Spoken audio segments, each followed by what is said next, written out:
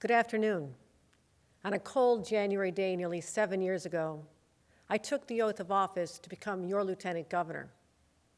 I'm humbled that the people of New York twice put their faith in me to fill this role, which required me to be prepared, if necessary, to serve as your governor. And now, that day has come.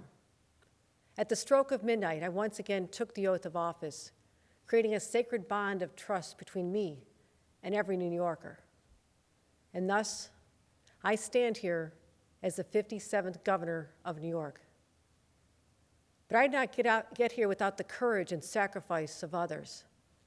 The courage of the early suffragettes who began the long march for equality, and the elected women who came before me, paving the way for this day.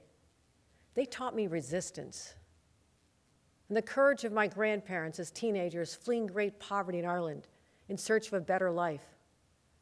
They taught me perseverance.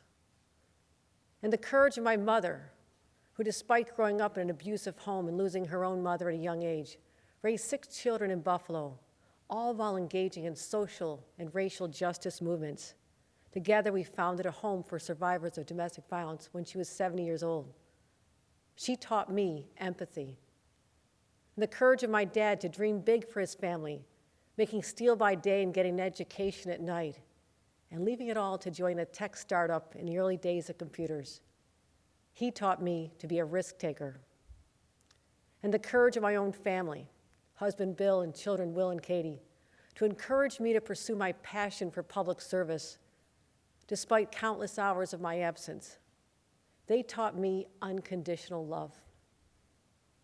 I share those influences so you can understand the depth of my commitment to you. And to those New Yorkers who've yet to meet me, I say this: you may not know me, but I know you. In my travels to all 62 counties every year, I've walked your streets, met you at diners, supported your small businesses, listened to farmers, engaged local officials, and worked to revitalize long neglected downtowns. And I've listened with a broken heart to your stories of loss from opioid abuse, sadly similar to what happened to my nephew. And I've rallied with advocates to pass paid family leave, raise the minimum wage, enact gender, protect our strong gun laws, and so much more. And I've been in the trenches with local health leaders and officials battling the pandemic day after day after day. As a result of all this, I've embraced and internalized the hopes and dreams of 20 million people who share the name New Yorkers. And I want you to know you are heard.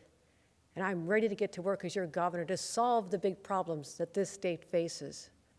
Your priorities are my priorities. And right now, that means fighting the Delta variant. None of us want a rerun of last year's horrors with COVID-19. Therefore, we will take proactive steps to prevent that from happening. Priority number 1, we get children back to school and protect the environment so they can learn and everyone is safe.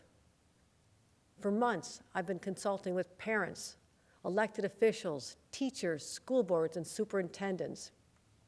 As a result, we need to require vaccinations for all school personnel with an option to test out weekly, at least for now. To accomplish this in New York, we need partnerships with all levels of government, and I'm working now on getting this done. New York is launching a back-to-school COVID-19 testing program to make testing for students and staff widely available and convenient.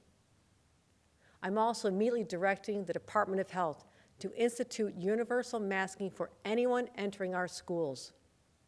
Later this week, I'll announce a series of school-related policies that will be concise and consistent, giving the school districts what they have been asking for. Which leads me to priority number 2, increase vaccination rates for New Yorkers. Now, much progress has been made, but too many are yet not vaccinated, putting themselves and their communities at risk. With the FDA's full approval of the Pfizer vaccine yesterday, New Yorkers can expect new vaccine requirements, and more on that soon. Priority number 3, prepare for booster shots and make sure they are available and distributed quickly and reliably. When I consulted with Dr. Fauci last week, we discussed the urgent need to ensure vaccinated individuals receive a booster dose at 8 months. I'm prepared to do whatever is necessary, including reopening mass vac sites so a booster is available to all New Yorkers who meet that timetable. These are my day one initiatives on COVID. There'll be more regular updates and announcements in the near future. Now let's talk about the COVID assistance for New Yorkers that is long overdue. President Biden and our federal delegation, led by Senators Schumer and Gillibrand, worked hard to secure funds for renters, landlords, workers, and more. But I am not at all satisfied with the pace that this COVID relief is getting out the door. I want the money out now. I want it out with no more excuses and delays. I met with Assembly Speaker Heastie and Senate Majority Leader Andrea Stewart-Cousins just earlier today, and we are unified in our sense of urgency that that money get out to the people in need. We're launching a new targeted campaign to reach more New Yorkers on rental relief. And we're forming a real partnership with legislators, the City of New York, other cities and counties to get the job done. I'm hiring more staff to process applications immediately. I'm also assigning a top team to identify and remove any barriers that remain. New Yorkers should know, if you apply and qualify for this money, you will be protected from eviction for a solid year. Let me repeat, if you apply and qualify, you will not be evicted for a year. And we'll take the same focused approach to our Excluded Workers Fund. The money is there, and these people are just as impacted by COVID, and they need help now. The final priorities I'll outline today are simple. Get this state working again, focused, without distractions. And that begins with a dramatic change in culture, with accountability and no tolerance for individuals who cross the line.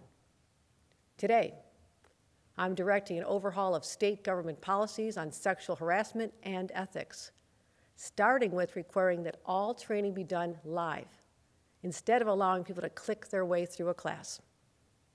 And a new era of transparency will be one of my hallmarks of my administration. To me, it's very simple. We'll focus on open, ethical governing that New Yorkers will trust. I will direct state entities to review their compliance with state transparency laws and provide a public report on their findings. I've instructed my counsel to come up with an expedited process to fulfill all FOIL requests as fast as possible and post the completed requests publicly online. I'll sign an executive order requiring ethics training for every employee of New York State government, which shockingly is not required across the board. To recap, these are the highest priorities of my administration in its first days: combating Delta, getting direct aid to New Yorkers more quickly, and beginning to change the culture in Albany.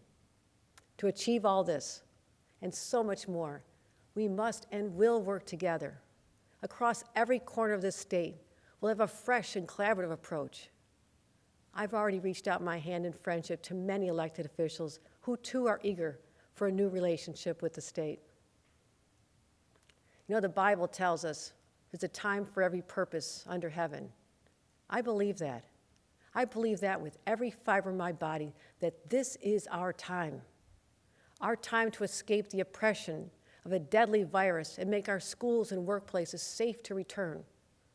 It's our time to build trust between communities and law enforcement, invest in mental health resources, and address the root problems of crime and keep our residents and children safe.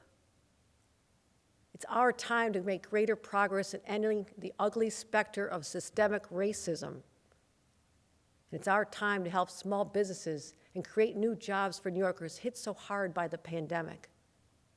It's our time to unleash the power of New York's women and make sure that any barriers to success and opportunity are eradicated once and for all. And time to show the world that Ever Upward is more than just our state's motto.